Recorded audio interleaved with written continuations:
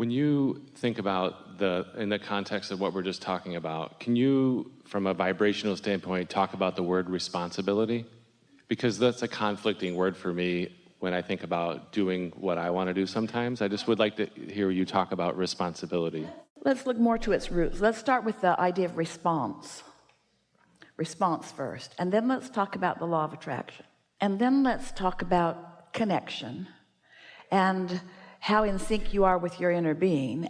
We've been talking about, so you decide to meditate and you quiet your mind. And if you quiet your mind, you stop thought. And if you stop thought, you stop resistant thought. And if you stop resistant thought, your vibration rises. And when your vibration rises, now you're in sync with source energy and your inner being. And now things will begin occurring to you. Thoughts will occur to you. Impulses will come to you. So is it responsible to do that, or is it responsible to not just do Wait it? just one second. You're being responsive to your vibration. So rather than responsibility, for just a little bit, we want to talk about what I'm responsive to. And what I'm responsive to in my human form is the vibration that I'm most matched to. If I've practiced my alignment with my inner being, then I'm most responsive to what my inner being knows.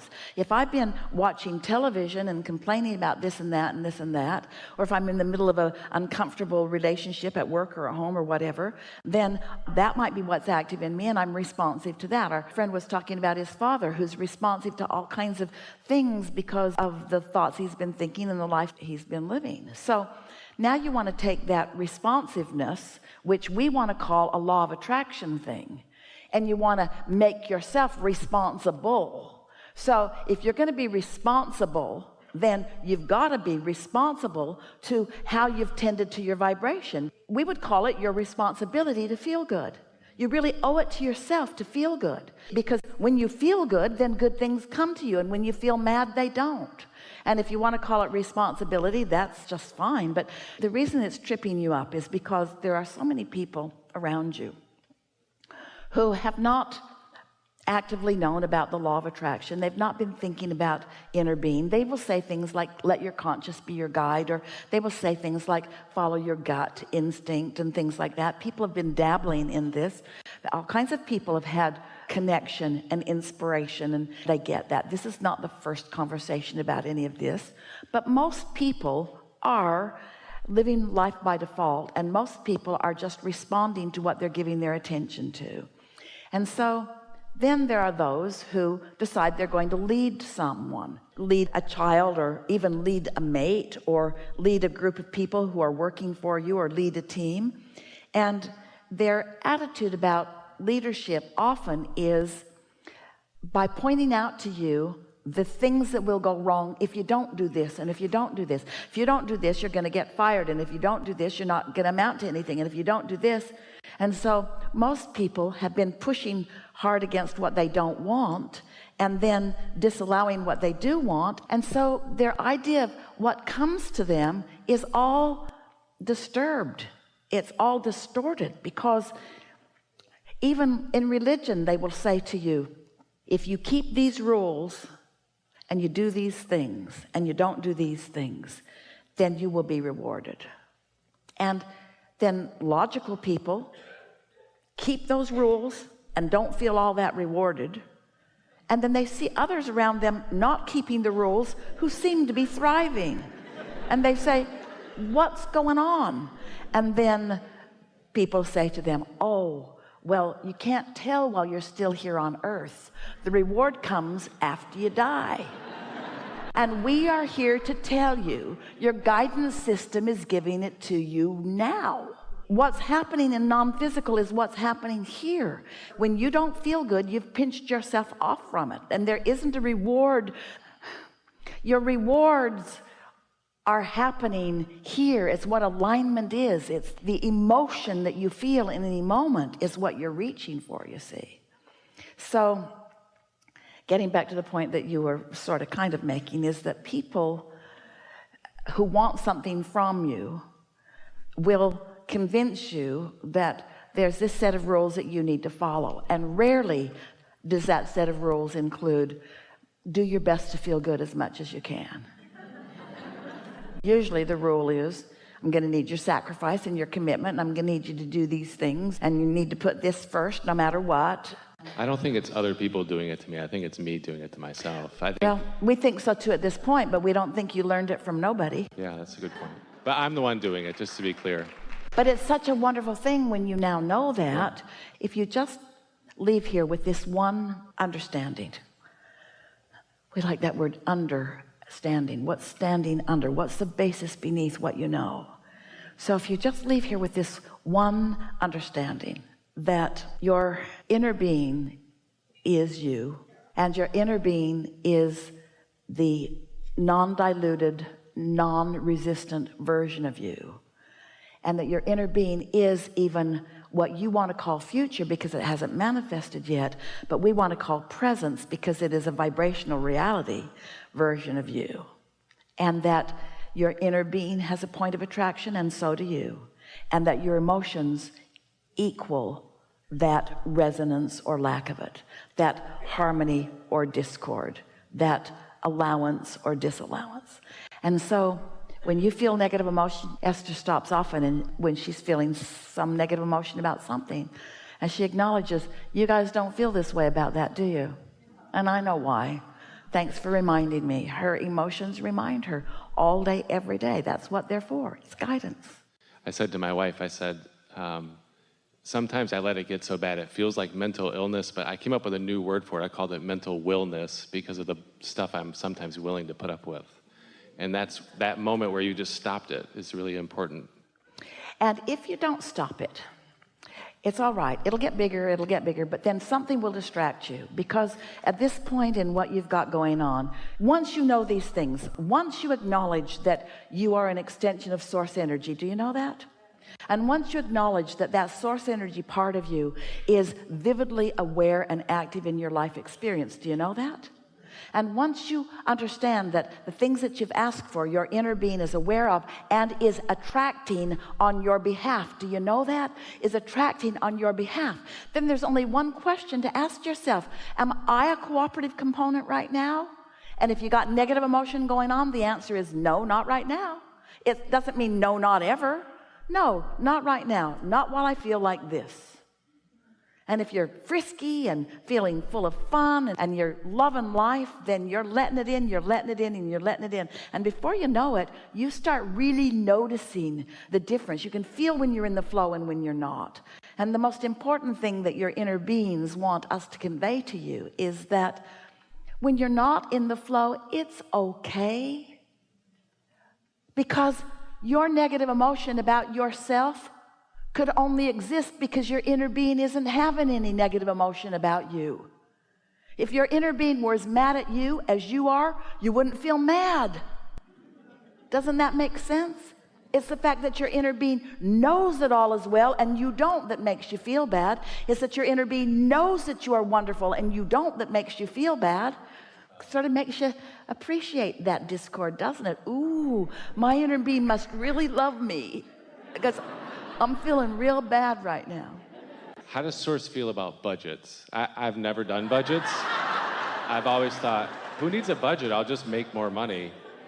But sometimes when that's not going so good. We touched on this earlier. So there's the subject, like budget, and then there's the emotion around it. And so am I under the influence of Source, or am I under the influence of something else? So a budget sort of smacks of limitation. It also smacks of responsibility. It also smacks of shortage consciousness, but it doesn't have to.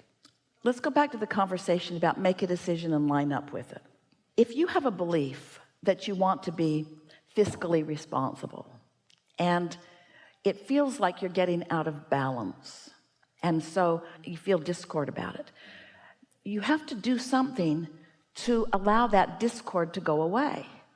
Now, some would say, just don't think about it anymore. Just spend as you want to and don't think about it. But the thing is, it's going to keep coming back and coming back and coming back. So you've got to find some way of lining up with it. So if you say to yourself, resources are unlimited, and there's a lot in my vortex, and I'm on the brink of so much coming in, and I'm really not worried about this, and you're really not. So it feels good to you to make this purchase or this decision about something, then you're in alignment and that money will come. the money will follow your emotion. It will. But if you feel guarded and protective and worried about it, and so the rule of thumb that we would follow if we were standing in your physical shoes is, if you can bring yourself into vibrational alignment through thoughts, then do it. If you can't bring yourself into alignment through thoughts, then don't. It's usually better. Your budget is two things. Your budget is what you're letting in and what's flowing out. So there are two ways to balance your budget: bring more in or let less flow out.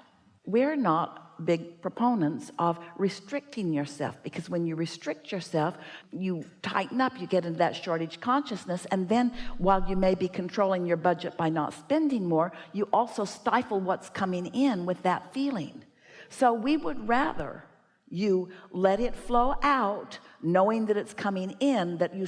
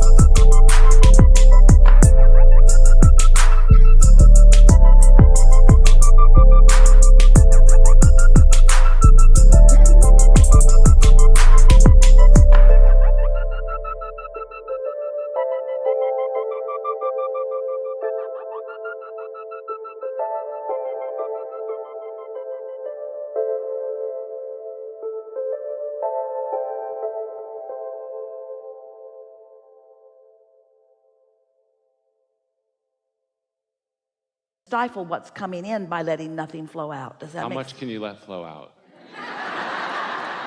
There are no- I mean, it's a real question. Like when you own a business and you have a family and you want to go and have fun and You have to find your own balance, but there really are no limits to that. One day we were visiting with a woman, and she was upset because her now husband had been married before, and so his income was going to two families, their current family and his previous family. And she complained every time he makes more money, she goes to the court and petitions for a larger share. And so it feels to him like he can never get ahead. What do you suggest? And we said, we wish he had 10 ex-wives. She was shocked. What? We said, well, we understand how money flows. His first family is calling money through him, and your family is calling money through him. And so if there were 10 families calling money through him, there'd be 10 times the money flowing through him, and you're only giving half of it away. yeah. Is it? Did you get that? But you see, most people don't understand. You were talking about, do you need to limit what goes out? And we're saying there's no limit to what's coming in. And so often what you're letting in is limited by what you think you can let out. So as long as you feel good about whatever you're spending it on, That's then the you, key. That's the key. so you should have the knowing that more will come as long as you feel good about what went out. Yes, that's well said, and it's accurate. Also, you could do this in a pre-paving way or a getting out ahead of it way by acknowledging how prosperous you feel, by feeling your prosperity even before you have the justification for it by your bank balance. As you feel your prosperity, it's our promise to you that there will be all kinds of ways that it will come into your experience, and you might feel better if it comes before you spend it. But we have to say to you, the biggest and the most productive of financial organizations in your world have huge debt. Because there's no such thing as money. It's only energy anyway. It's energy. But you've got to decide, how are you doing with the energy? How are you doing with it? We would be, rather than so fiscally responsible, would be emotionally responsible. How you doing? I feel great. How much money you got? Irrelevant.